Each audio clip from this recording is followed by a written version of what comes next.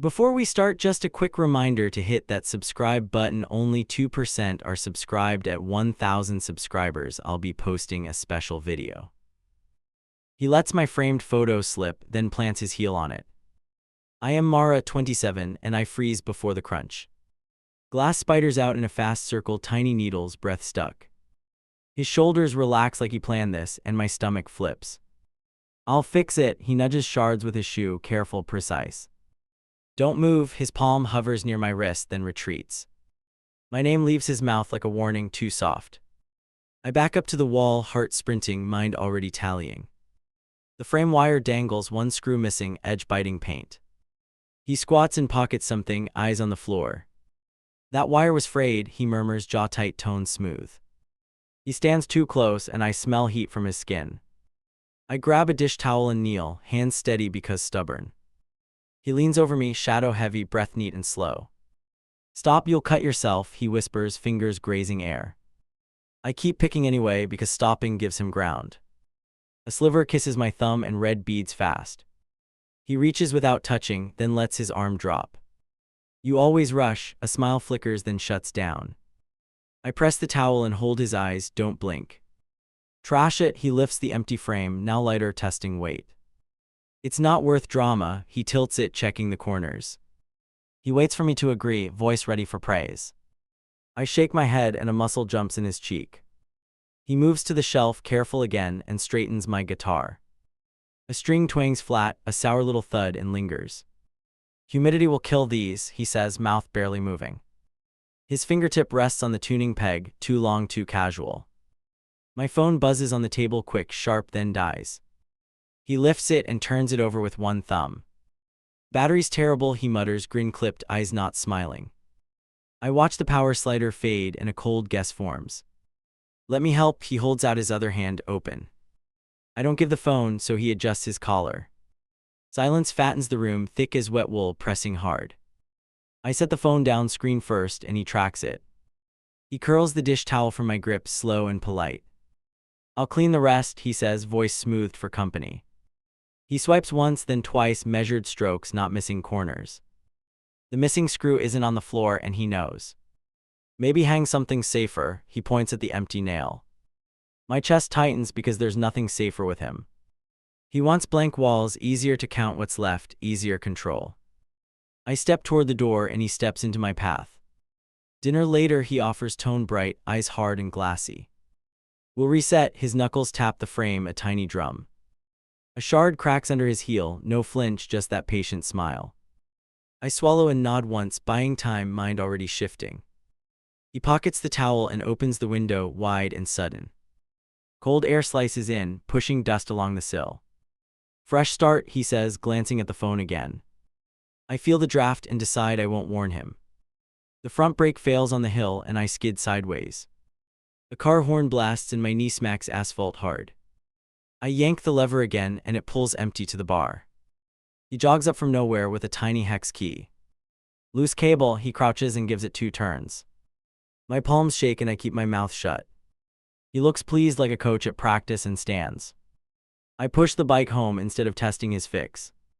At the sink I check the clamp and find fresh tool marks. The cap is barely seated and the line almost free. I tighten until my knuckles ache and count the threads. He hums in the doorway like he owns the tune. Take my car, he touches my shoulder and squeezes once. I don't want you hurt, he adds with careful breaths.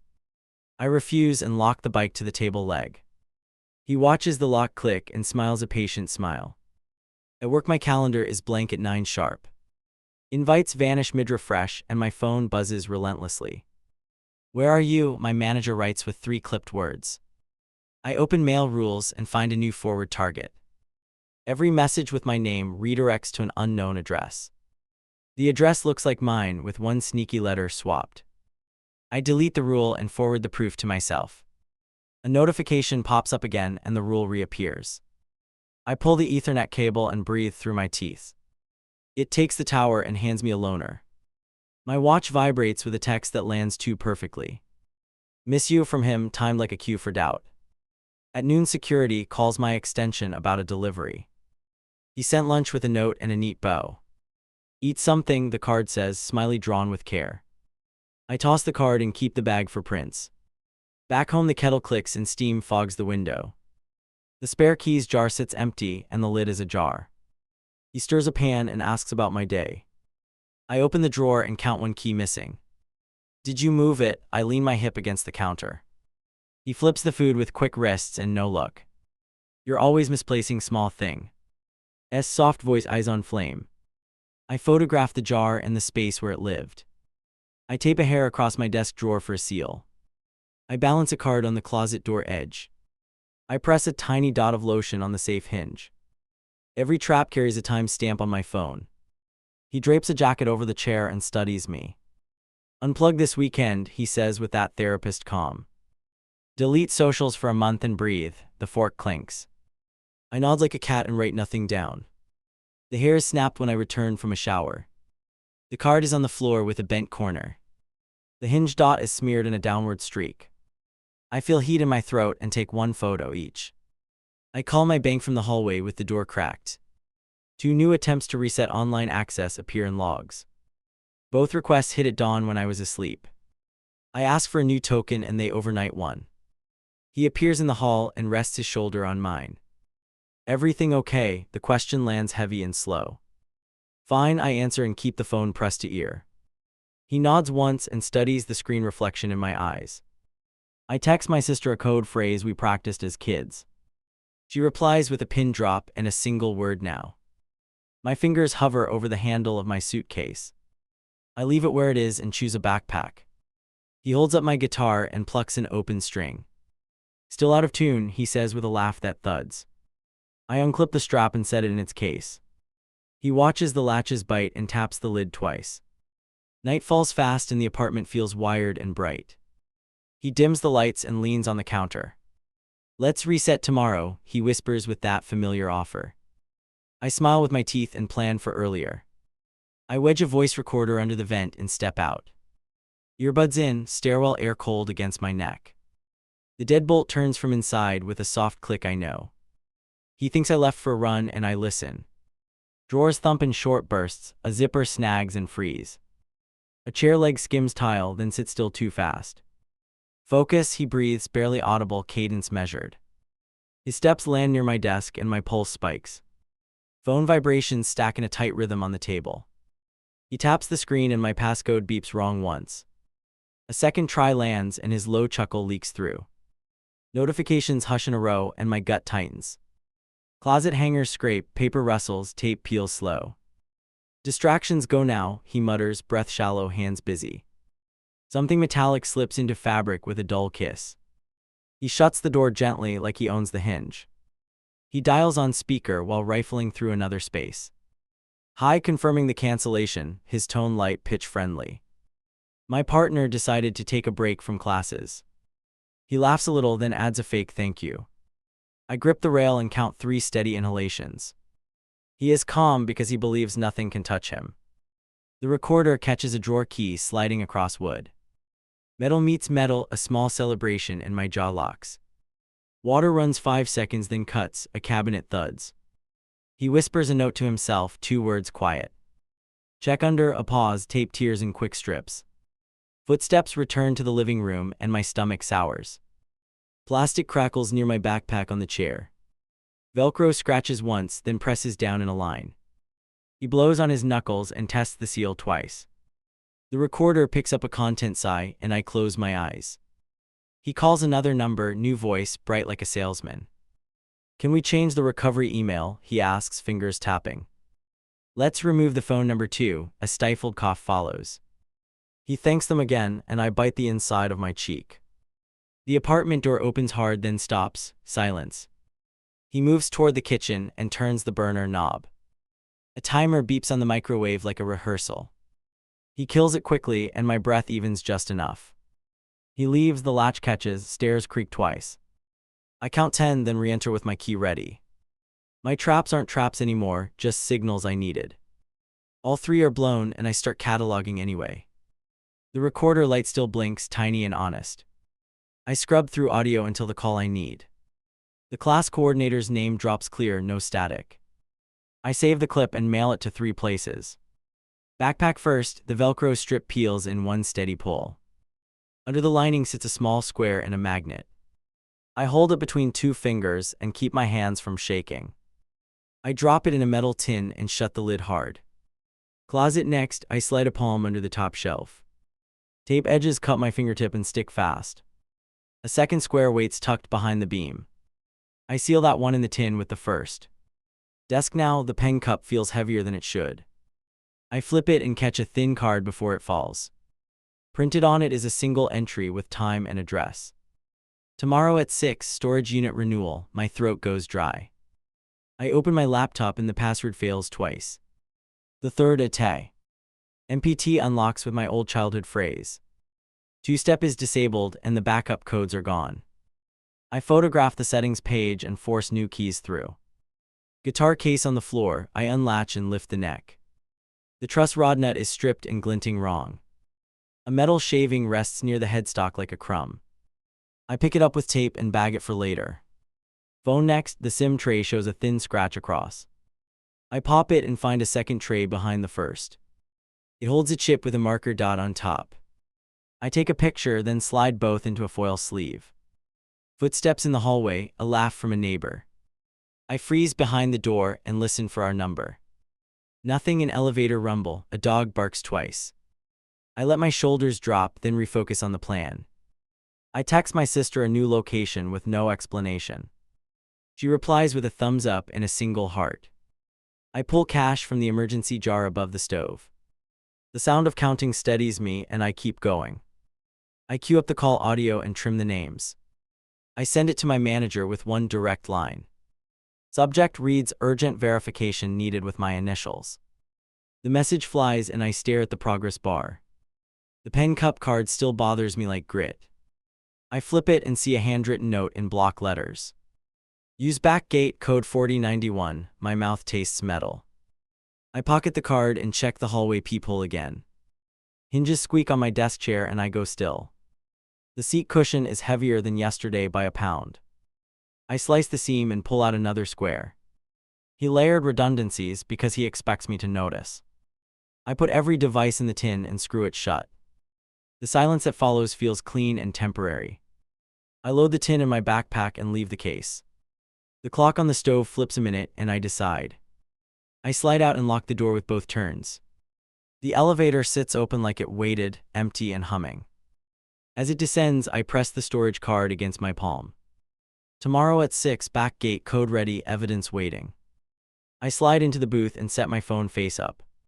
He's already there with 2 mugs and a perfect grin. Lost without you, he says, fingers drumming a quick rhythm. I press play on a clipped audio file and watch him flinch. A laugh on the recording matches his throat exactly. He reaches for my phone and I move it aside. We keep having misunderstandings, he offers, shoulders loose, eyes tight. I hold up a screenshot where my class vanished at once.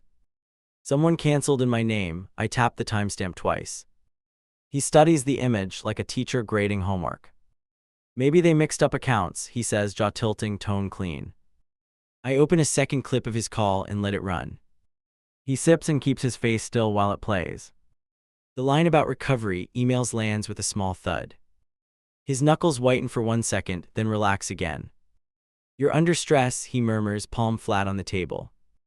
Let me handle passwords, he slides a notepad toward me. Write them down so I can protect things properly. I laugh once and leave the pen untouched. He blinks slow and the mask cracks at the edges. You're turning people against us, he leans closer, breath measured. Friends, coworkers, even your sister, all of them noise. He waits for my agreement like it's owed on delivery. I stir my mug and let the silence press back.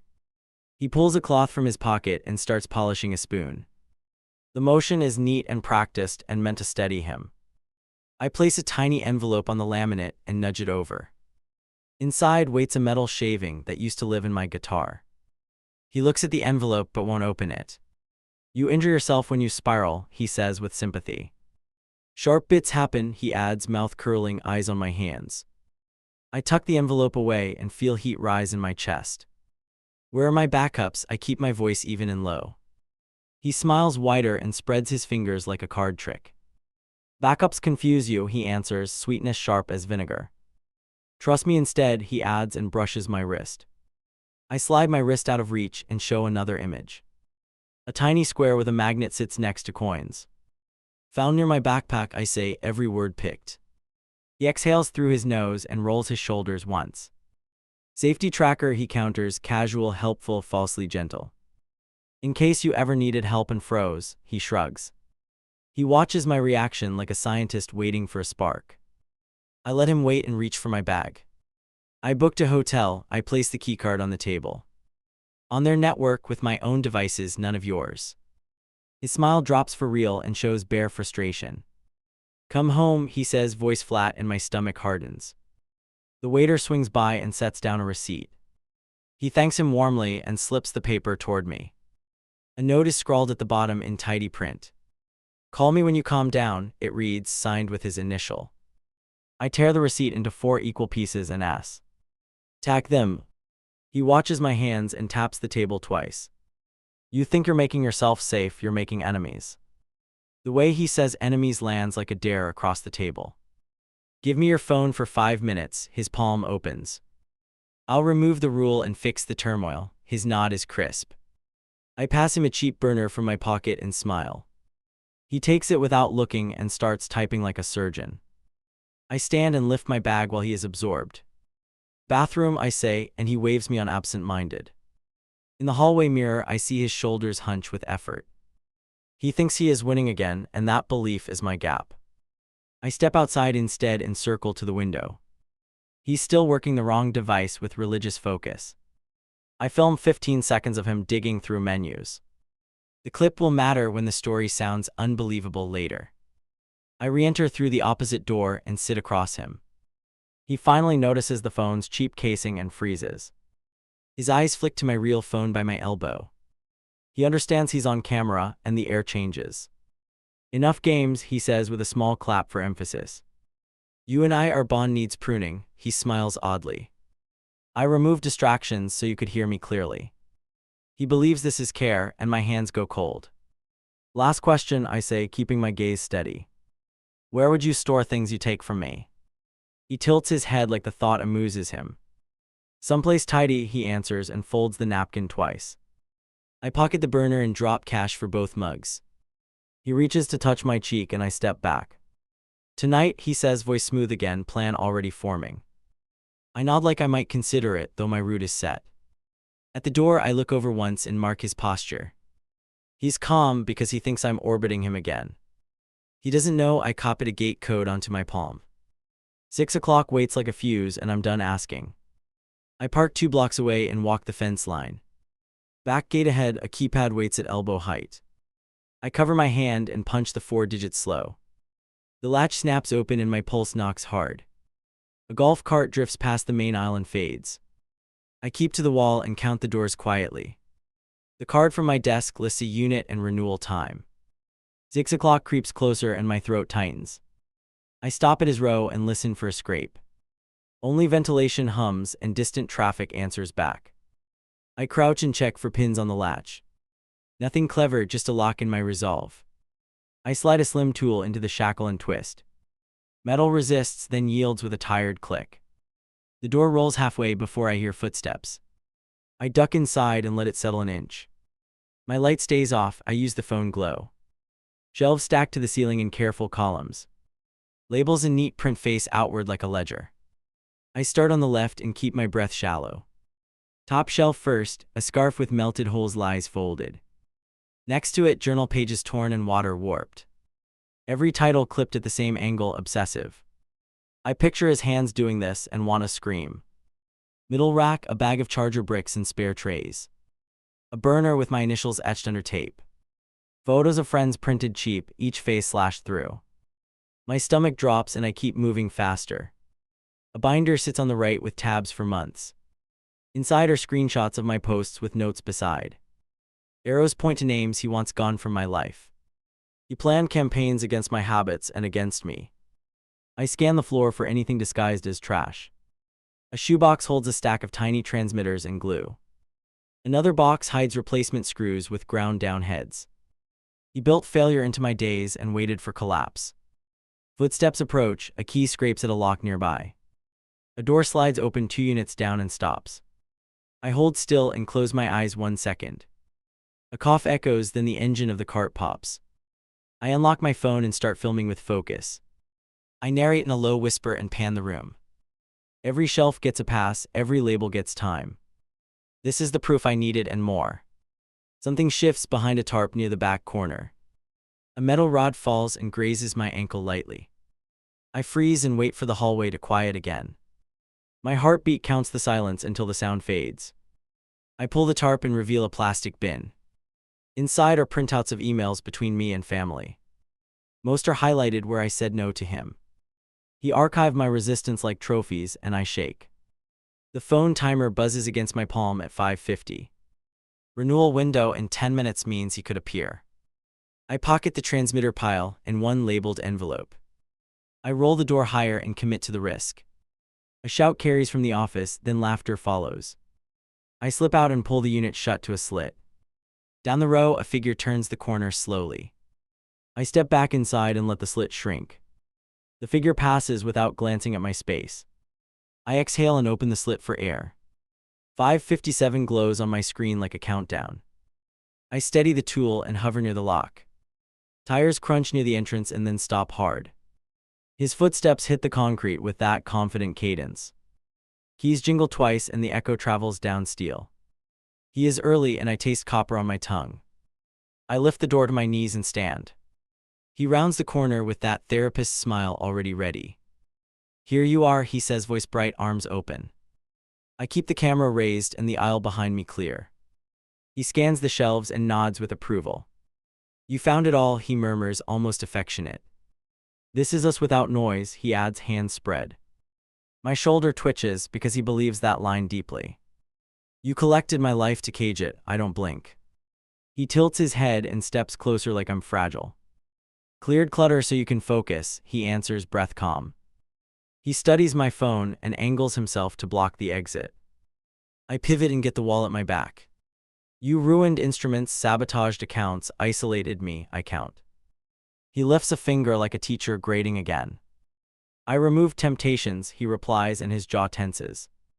"Why cross their faces?" I tap the photos in a stack. "They distract you," he replies, shrug almost playful, eyes cold.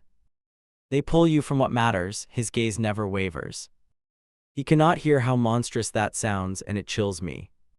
He reaches for my wrist and I shift away quickly. "Come home and we delete the extras," his voice softens. "We build new routines tomorrow," his teeth flash with certainty. He believes routine will erase this room and me. I flick the flashlight directly at the security camera. A red diode blinks above the corner of the frame. "Already recorded," I say, praying that it actually stores. He turns to check and I step into the aisle. "Walk with me," I offer, moving toward the office. He follows, hoping to shepherd me back into the stall. Halfway there, he grabs my backpack strap without warning. I spin and the strap tears free with a rip. The sound draws a door open 3 units down. A manager appears and lifts a radio to call. "Everything good?" she asks, eyes sharp, stance firm. He drops his hand and pastes on a hosting grin. "Couples misunderstanding," he offers, tone warm, shoulders loose. I point at the unit and the labeled shelves inside. "Evidence storage," I say, voice steady, camera still rolling. The manager's gaze holds on him, then flicks to me. "Stay where you are," she says into the radio. "Office is reviewing feeds now," comes a voice through static. He calculates and decides to switch to pleading mode.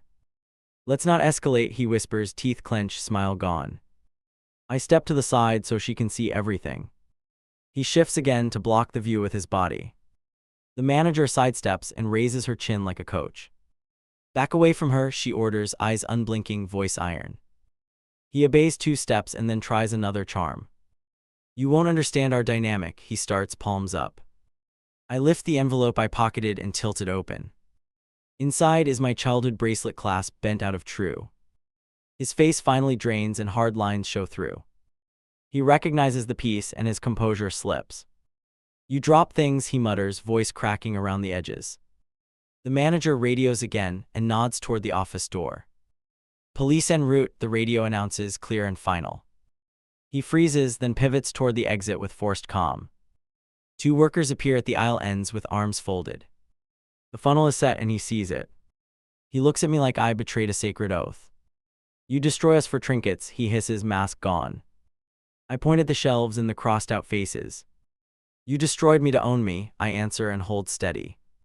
He tries one last move and steps into my space.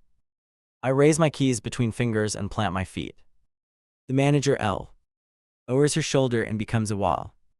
He stops, breath-ragged, and the siren grows louder. I back into the daylight with the camera still up.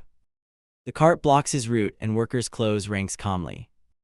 My phone buzzes with a text from my sister now. I don't read it, I keep filming as the cruiser turns in. The cruiser door opens and two officers step out fast. One faces him and asks for hands where they can see. The other turns to me with a steady voice. Do you want to make a statement? She asks, pen ready. I have video, I answer, lifting my phone with both hands. She nods once and shifts closer to block his view. Save a copy now, she says, eyes on my screen. I upload to cloud storage and watch the progress crawl. He tries a smile and throws out friendly phrases. The manager folds her arms and points at the unit.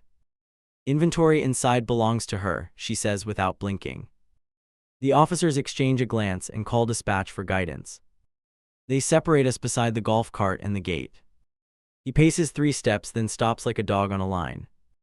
I stand by the wall and steady my breathing. Tell me what happened today, the officer prompts quietly.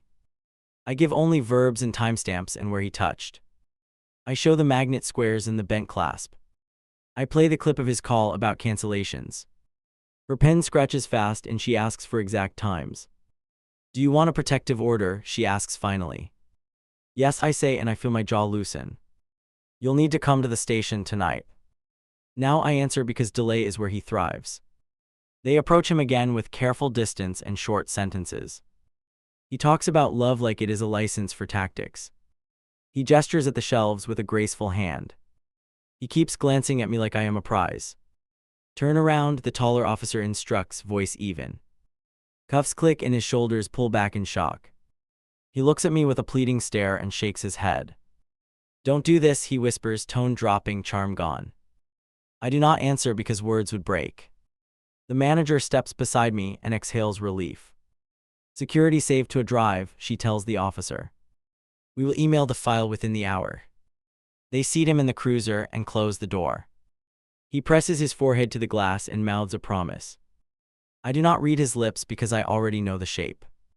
The car rolls forward and the lot goes very quiet. Station is 10 minutes away, the officer tells me. Ride with us or meet us there, she waits. I ask for 2 minutes to gather the envelope and card. She nods and watches the hallway while I move. I lock the unit and hand the key to the manager. Seal it until evidence pick up, she tells her colleague. He tapes a notice across the seam with brisk movements. My cheeks tremble and I focus on the tape line. In the back seat, I text my sister one word, arriving. She replies with a heart and 2 exclamation points. The officer notices my hands shaking and passes water. Small sips, she advises, and I listen without arguing. At the station, they lead me to a desk. A recorder blinks and a form waits on a clipboard. I describe the screws and the call and the unit.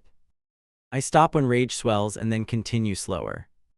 Were you harmed physically today? The detective asks gently. Grabbed my strap and blocked the exit, I say. No marks, I add and point to my wrist. I talk about risk instead of bruises and watch him nod. They copy the video and label the file with my initials. They ask for the burner I handed him at the cafe. I surrender it with the interactions preserved in memory.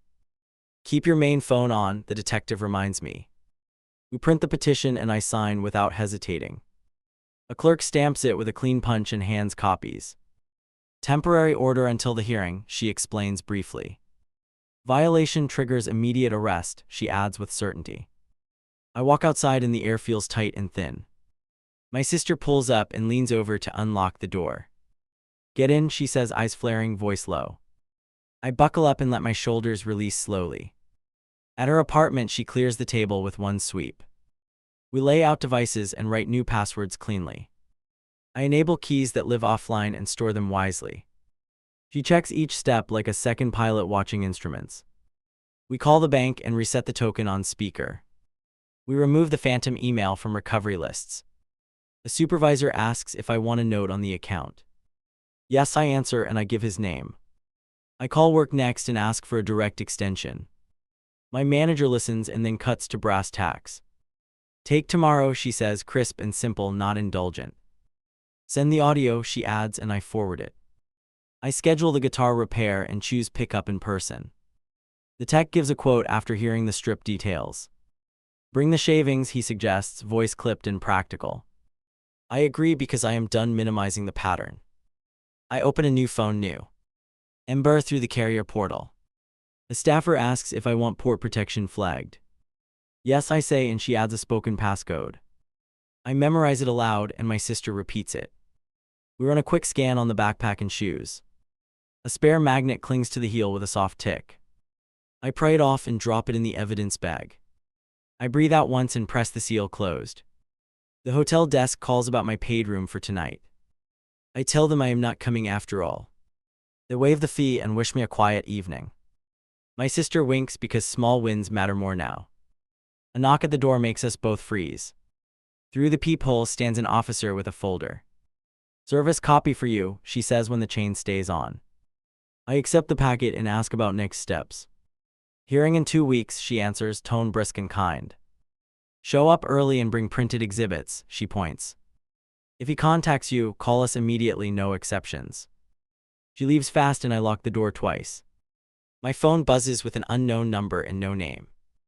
I let it ring out and then check voicemail. A warped voice begs for conversation and claims innocence. I forward the file to the case email and delete it. I shower with the door slightly open for breath.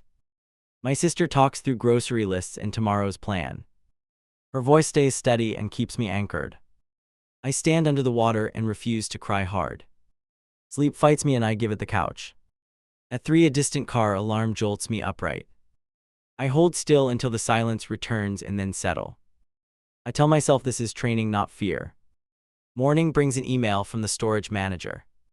Footage uploaded for investigators, the subject reads. I reply with thanks and request that they keep the unit closed. She confirms and offers to testify if needed. Work sends a calendar invite marked private and secure. It gives me a check-in time for next week. I accept and add a reminder on paper. Digital notes feel compromised, so I hold the real page. The tech messages that the instrument is fixable. Rod replacement and nut swap, the estimate confirms. He can finish by Friday if parts arrive quickly. I allow a small smile because sound will return. The detective calls during lunch and keeps it brief. Arraignment today, he informs me with professional calm. No contact terms read and logged, he continues. He ends with one request and waits for my answer. Do not engage on any channel, he warns firmly. If he uses friends, document the attempts objectively. Resist lashing out online, he adds, knowing the pull. Let the case speak, he says, and I agree. Afternoon drifts and I use it to craft a plan. I list names of people he tried to cut. I text each one a single honest paragraph. Responses arrive with warmth, anger, and surprise. I stare at the final name and hesitate. It belongs to someone I avoided for months on demand. I tap send anyway and watch the dots appear. Her reply lands with an invitation for coffee tomorrow. I walk outside and circle the block twice. Every engine noise tightens my shoulders too quickly. I find a camera on the building and memorize angles. Then I return inside and update the safety note. Evening delivers a call from an unknown county number. A public defender asks if I want to discuss charges. No, I answer and I direct them to the detective. I end the call and mark the time on paper. My sister prints photos of the shelves and labels.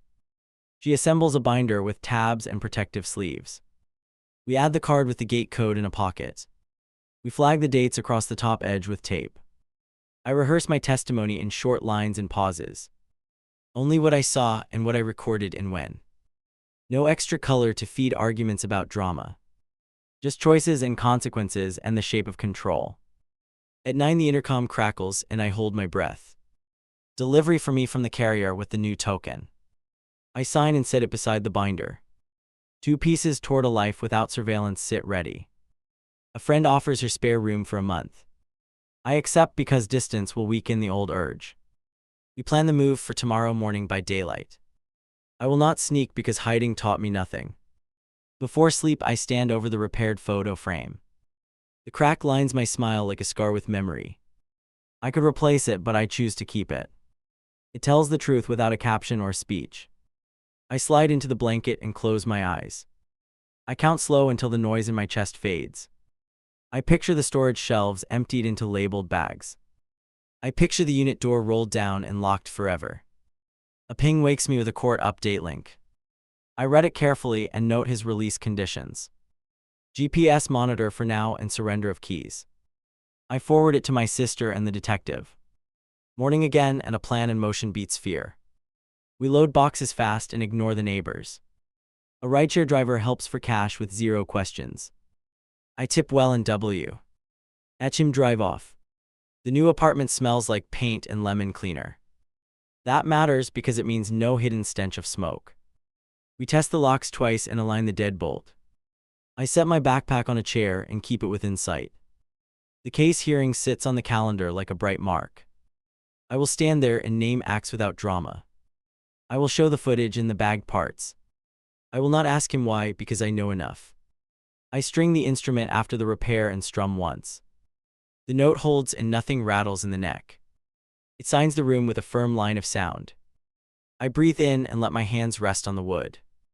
Text messages arrive from the group chat I avoided. They send memes and angry hearts and offers to help. I send the link for the fundraiser the manager started. They respond with screenshots of receipts and more invites. I visit the unit with officers for property return. We photograph every shelf before removal and log items. He cannot claim confusion because the record is clean. I walk out with boxes and a witness signature. At home, I stack the journals in a drawer. I do not read them because fresh wounds bleed louder. I mark each cover with a small dot for later. Recovery will require pacing, not theater. Night comes and I draft the victim impact statement. I keep sentences tight with facts and direct language. I detail interference, sabotage, tracking, and attempted isolation. I end with one line that fits on a palm. You do not get to define my world again. I read it aloud to hear my own certainty. My voice does not shake and my shoulders stay square. The pen dots the final period and I exhale slowly. The last thing I do is set an alarm.